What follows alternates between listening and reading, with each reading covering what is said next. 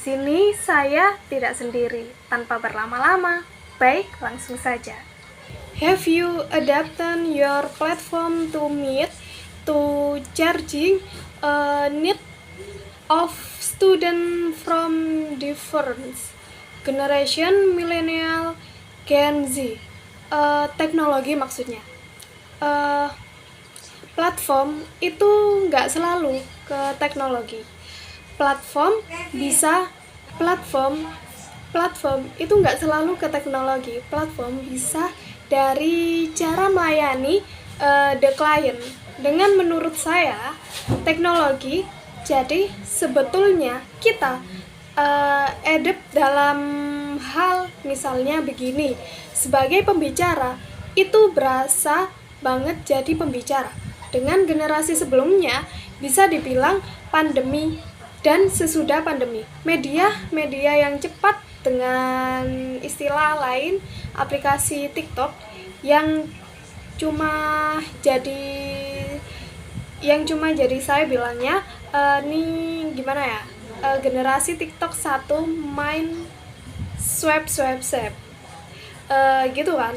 Jadi nggak bisa lagi yang panjang itu beda banget. Jadi yang sebelumnya generasi pandemi yang lama itu seminar rata-rata secara 1,5 jam, tanya jawab setengah jam biasanya begitu. Tapi setelah pandemi nggak bisa tuh, sampai 40 menit aja. Sudah nggak konsen kemana-mana anak-anaknya, jadi harus di-adjust. Anak-anaknya harus di-adjust, jadi materinya juga mau nggak mau kalau untuk seminar dibanyakin, yang interaksi kemudian yang penyampaian itu di-shoot, itu pun harus banyak dikembali dengan video macam-macam. Itu tuh yang secara seminar mau nggak mau harus di-adjust. Oke. Tadi saya were telling me about the difference between the Gen Z and the previous generasi orang yang kalau diajak ngomong dia itu nggak mut-mutan, nggak shifting gitu ya, yang kita ini obrolkan. Jadi maksudnya dari saya Gen Z, yang profil kita lagi obrolin soal profile, yang satu lebih experiencing profile atau apa tadi ya, kepribadian bawaan lahir. Can you share more about kepribadian sebetulnya bawaan dari analis? Kalau bawaan dari lahir seseorang, kalau simpelnya dibagi 4 temperamen dulu. Ini dari 4 temperamen itu ada tipe garden, tradisionalis. Ini semboyan hidupnya do whatever is right. Punya anak seperti ini biasanya nggak ada masalah. Orang tua nggak dipanggil guru, anak ibu bermasalah, nggak gitu.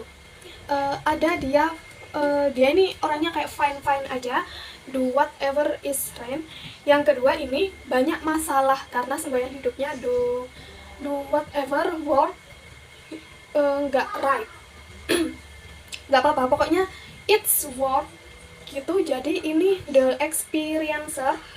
Jadi misalnya saya pernah ke supermarket, mau keluar ada rombongan anak SMA, mau masuk, ternyata berusaha buka pintu 2 kali, 2 kali kan buka pintu, nggak bisa. Terus bisa temannya bilang, udah jelas-jelas tulisannya tarik dulu.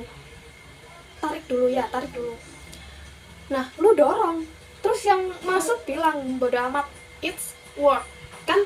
Nah jadi sementara yang satunya tulisan tarik berusaha, di whatever is right, tarik gitu ya. Ini 2 temperamen. Kemudian yang ini 2 ini praktisi. Yang 3 dan 4 konsep yang 3 dan 4 konseptor. Tapi yang ketiga ini The Eden Place. Aduh, ini hidupnya penuh drama sih. Tapi tanpa mereka hidup juga garing dan gak ada pembuatan film, gak ada komputer, gak ada musik. Tapi ini paling galau dan potensi untuk stres, depresi, mental health ini nih. Makanya penuh drama banget. Gitu. Yang keempat ini dambaan orang tua. Tapi secara jumlah penduduk itu paling dijadi. Jadi aku profiling sekolah presentasi ini paling sedikit. Tapi banyak pucuk-pucuk pemimpin ini dia rasionalistis di profil bawaan lahir. Sebetulnya kalau alat tes itu aku pakai hanya untuk mengenal anak. Jadi orang tua itu fokusnya di alat tesnya.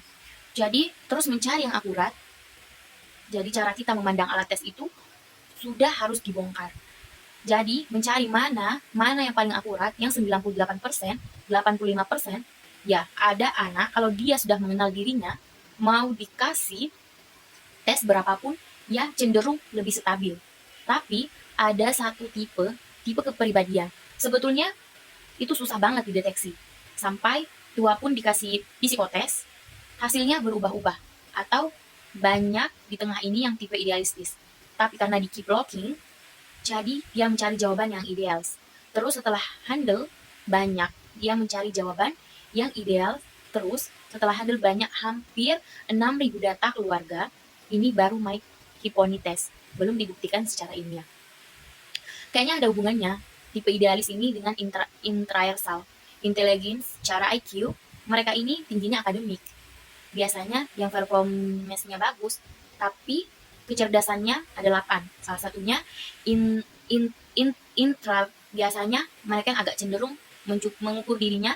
Jadi situasi ini tertentu nggak pede, padahal bisa di situasi lain kepedean hasilnya nggak sesuai mereka cross juga gitu, mereka kecewa, nangis-nangis. Bayangin kalau intraversional rendah dikasih psikotes mengukur dirinya sendiri, susah kan? Jadi ini hasil tes bisa aja diisi hasilnya organis, orang tua nggak ada-adanya. Anakku organis berarti ini alat tesnya nggak cocok. Tapi kita selalu nunding alat tesnya, yang salah belum the minute. Jangan-jangan anak aku ini ada apa? Kan seharusnya nyari. Jangan-jangan nyari, jadi bukan langsung buru-buru. Jadi apapun alat tes yang dipakai sekolah itu pasti sudah kenyang dengan tes dari orang tua.